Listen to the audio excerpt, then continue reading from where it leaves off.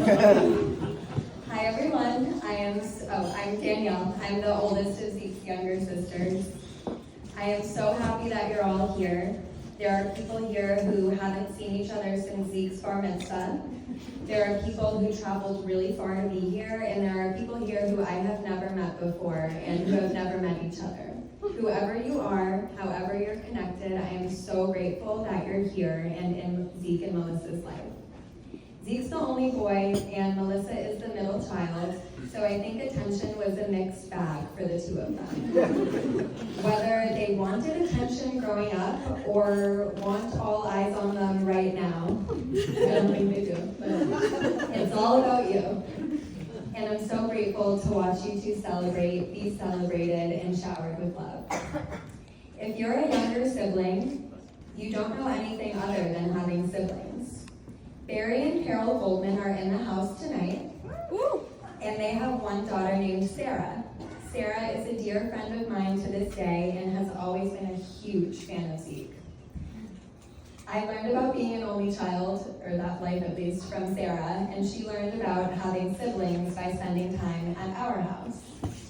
I remember Zeke winding up with a ping pong paddle and Sarah covering her head going, "I'm not your sister!" And that was before Zeke would whip a ping pong ball at her. To Sarah, having siblings is losing a ping pong game and leaving with welts on her face and arms. My friends love you, Zeke, and over the years they've always asked about you. They'd ask, "How's your brother?" "He's good, just playing a lot of chess." "How's your brother?" "He's good. Sarah came over for dinner last week and Zeke made her laugh so hard that she threw up her dinner back onto her plate."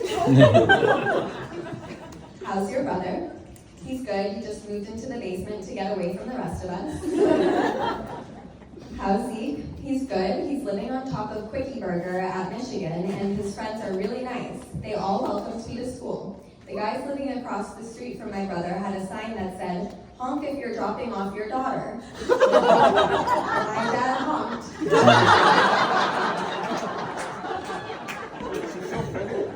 "How's Zeke?" "Good. He came back to visit Michigan and we all went to Rick's and then Pizza House.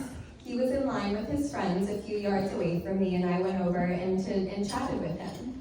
I then went back to my friends and another friend of mine, who is very serious, came up to me and said, 'Danny, who were you just talking to? He's so hot. Is he Jewish?' "How's your brother?" "He's in a relationship. OMG, have you met her? Do you like her?" "Yes." It's always been really important to Zeke that Melissa feel welcomed by us. More than wanting Melissa to feel welcome, I wanted to have a close relationship with her. Melissa, I love you so much. Every time Zeke would thank us for including you, I'd be like, "Duh." "Zeke, she's a chill and anxious witchy sweatpants girl. Why wouldn't I want to?" "How's your brother?" "He's going to propose to Melissa," and I said, "Zeke, I know you get really overwhelmed by all of the energy of the sisters, and choosing an engagement ring is overwhelming in itself, but this is literally why you have sisters, so please can we come, and if you're comfortable, we'll be really calm." Shocking to no one, we were definitely slightly above calm, but in the most loving way because we were just really excited for you and Malou. Side note, if you haven't seen Melissa's ring, it was designed by my brother with our grandmother's diamond, and it's beautiful just like you two. How's Zeke? OMG, so good. We went to Paris for the Taylor Swift concert, and our relationship will literally never be the same in the best way possible. Over the course of my life, Zeke has said a lot of things that I didn't understand, and left me feeling like my brain was broken. When we were in Paris, though, Zeke broke my brain, not because he said something I didn't comprehend, but because I understood it so deeply in my heart that I actually just couldn't believe it came out of my brother's mouth. So backing up just a little bit, earlier in the concert, Zeke had said, "I know my role here is to document." He kept taking pictures and he said it a few times, "I know my role here is to document." And I don't think I got my point across adequately at that moment.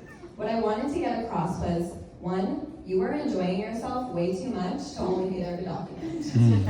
And 2, your presence is never only to be taking photos we do appreciate it. My point is that you are so crucial to our family and to the loving dynamic that we have. Anyway, when we were at the Taylor Swift concert, Zeke got hammered. And he yelled to Taylor Swift, "Play Clara Bow!"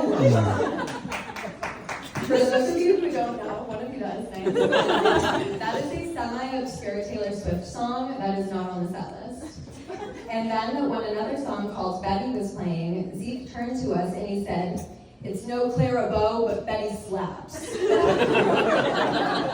That may be innocuous to many of you, especially if you're not hip enough to know what the term slaps means.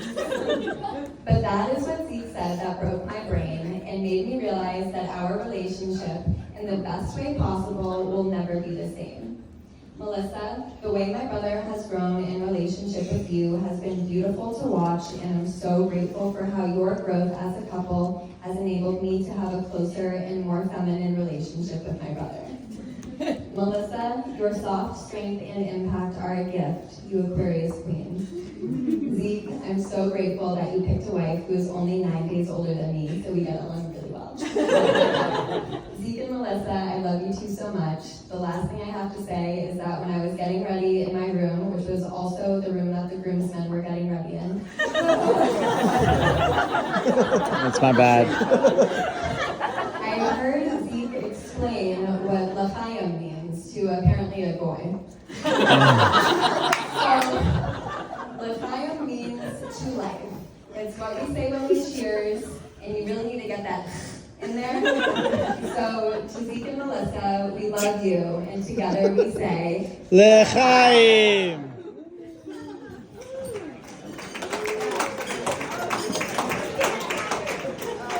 my turn.